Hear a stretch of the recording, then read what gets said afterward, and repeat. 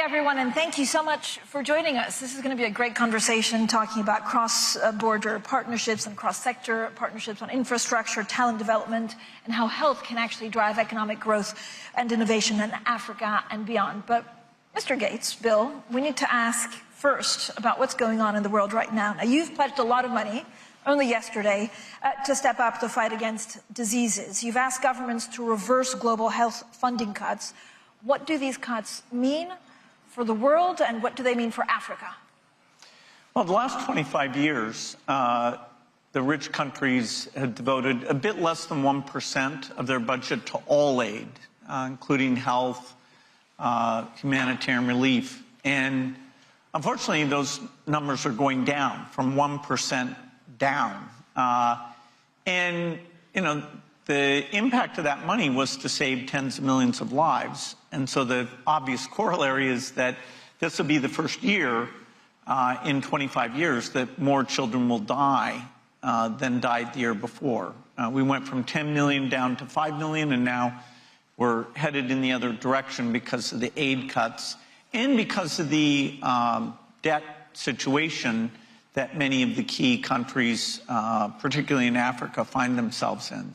And private money can't make up for any of that. Well, private money, I mean, there's philanthropy, which is tiny compared to the government money. You know, overall assistance, that 1% was like 220 billion. And very, very few philanthropists give money in Africa. So it's not, you know, 5% of the cuts. The cuts alone overwhelm the philanthropic piece. I'll get to Masai in a second, but why are you focusing on Africa, actually? Well, it's where, you know, it's sort of the golden rule, help those who need it the most. In Asia, we've had a lot of the big countries that got help with vaccines and medicine, Global Fund and Gavi. Countries like India, Indonesia, Vietnam, they were able to develop their economies enough that they graduated from being an aid recipient. So in Asia, we have two big countries, Pakistan and Bangladesh, and a few tough countries, Afghanistan and Yemen. But by and large, we have a lot fewer people who are in need of foreign aid. In sub-Saharan Africa, although the potential in the 10 to 20-year time frame is very exciting, which we'll talk about, they are not anywhere near the threshold to get out of the poverty trap in terms of nutrition and primary health care and vaccines, the very basic stuff. And so their big asset, which is their young people, because if you don't take care of the health care thing, not only do you have a high rate of death, but you have a high rate of people who are never able to physically and mentally develop because of malnutrition. So a little bit, it's the magic formula has been the generosity, innovative new tools to unlock all of this human potential where, you know, Africa's the young continent. It's the only continent where you have population growth. And, you know, so, you know, will that youth bulge be an asset or not is what's in the balance. Masai, you're a UN Sustainable Goals Development advocate. Do you see meaningful change? I do. I think, first of all, incredible work. Bill, I was at your event a couple days ago, and we spoke. But what you're doing on the continent is incredible for us. I think we can't really focus on the crisis. We have to look ahead now. There is, if aid or whatever has been cut from going to Africa, I thought the way it was done, it could have been done over time, which would have meant more to Africans, in my opinion. And we have to also take responsibility. We have to invest in the youth of Africa. Africa's biggest jewel is its people. Yes, and we have to really invest in this and take our time. I think mental wellness and health is something that we really need to talk about with the youth now. I think investing in infrastructure is really big in our continent, and we have to really pay attention to this.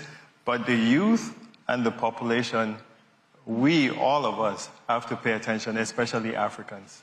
Talk to me about sports. So what role does sports play into this? I mean, this is what you do.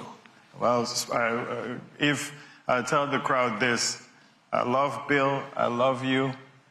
If there was a match right now, Nigeria playing versus USA, or the Lakers were playing in the finals, nobody would be listening to us speak right here. They would be watching the game in another room. Yes. Bill, come on, fight back. That's what sports does. And sports brings people together. Health, education, those things are human. They are the most important things in the world. There's no question about it. But what sports does, it brings peace. If you bring a ball, it unites people in an incredible way. And we in Africa, we do a great job with competition. We do a great job with recreation. We haven't done much with mental health and sports. And we don't see sports as a business. Yes, we see it as recreation and we see it as competition. We need to open our eyes and build infrastructure and see sports as a business, because we have the talent, we have the artists, we have the athletes. It's incredible.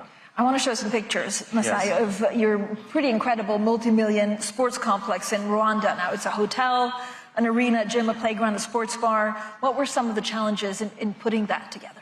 So I think President Kagame has done an incredible job in being a visionary. He came to the All-Star Game in 2016 and he built that arena in Kigali. He redid the stadium in Kigali, and you have to build the ecosystem that builds sports. That's what Madison Square Garden is. That's what Scotiabank is. That's what crypto is. How do you commercialize? And that's what we did in Kigali. You see the hotel, you see the sports bar, you see the restaurants, you see the shops where people can buy merchandise, they can go to games. You see the incredible stadium, the arena he built in Rwanda. Now, what can we do? Kenya, what can we do in Nairobi? What can we do in Lagos? What can we do in Johannesburg? All these cities don't have an arena. Amazing. I mean, the pictures say it all. Bill, you said you're directing a lot of your money, right, towards Africa for health and development. How are you partnering with governments to get it done, and also to make sure what the priorities are? Well, the top priority for any government is stability in health and education. Rwanda's done a lot of very good things. As a percentage of sub-Saharan Africa, it's not that high, but a lot of the best practices now are coming out of Rwanda, which surprises people. In East Africa, if Kenya can take care of their debt structure, which is pretty tough for them, that whole East Africa area, there's a lot of promise. Ethiopia's doing a lot of good things. The most critical country for the future of sub-Saharan Africa is Nigeria. Yes, sir. And there's a lot of things great about Nigeria, and there's a lot of things that are very tough, including politics, in Nigeria. And I have a good friend, someone we both know well, Aliko Dangote, who's getting involved in philanthropy as he's had incredible business success. So that's a key country, particularly up in the north, where you come from. That's where our vaccination rates are still very low, below 30%, whereas other places, many African countries have a higher vaccination rate than the United States. Tanzania and Rwanda are two exemplars of that. Masai, what's it like dealing with a lot of governments? If you look at, private-public partnership, what does Africa need today? Well, I think, a lot of government people here, and we've met with a lot of them, sometimes we all come out and say, we can't keep giving the excuses of they are not doing it, they are not being cooperative, we have to work together. And they have to be creative. Yeah, they have to be flexible. And I think there are people, a few of these presidents are now setting that tone, to bring in private investors in. and to make sure we see that community is very, very important in how we build. There's a lot of youth that we work with. There's a lot of people in the diaspora that are coming back and want to work in these countries. They are established, they know businesses, and we have to understand that sometimes when you go to Africa, or a lot of times when you go to Africa, we have to work with the key people. Yeah, the key leaders that are going to actually, he mentioned one of them, Aliko Dangote, is a good friend of ours, and yeah, we have to open up these doors. They have to be open in their minds, how they look at how we're developing these countries, especially through the youth. Yeah, because 1 out of every 4 persons is going to be from Africa in how many years from now? The median age is 20 years old. Yeah, how are we not looking at that very critically? And what is being done in health and mental wellness and all those things are going to be very, very key, but also investment and working with governments is going to be very key for us. And they have to open their eyes to this because funds have been taken away now. What are we going to do? Yes, are we going to cry about it, or are we going to build our own nations? And we need visionaries here. And Bill, I mean, it's the human capital in Africa, actually, which is pretty extraordinary. Is that what makes you most excited? Yeah, well, that's what hangs in the balance. You know, when things go well, when your population is healthy, then they can do well in school, then the economy grows. And we have many cases in Asia where that, led to fantastic middle-income countries, completely self-sufficient. And absolutely, that's what we want for Africa. Right now, people are turning away from that, whether it's military spending or other things. And, in meetings like we have here around the General Assembly, the idea of, are we helping those most in need? Historically, it's been okay as we're all getting richer. Are we at least willing to give that 1%? So, incredible promise, but some things like childhood death, including from malaria, the amount of malnutrition, those things are going to go the wrong way until we get some of that basic 1% support back in place. And Masai, I mean, this must also be discussed in your meetings, right?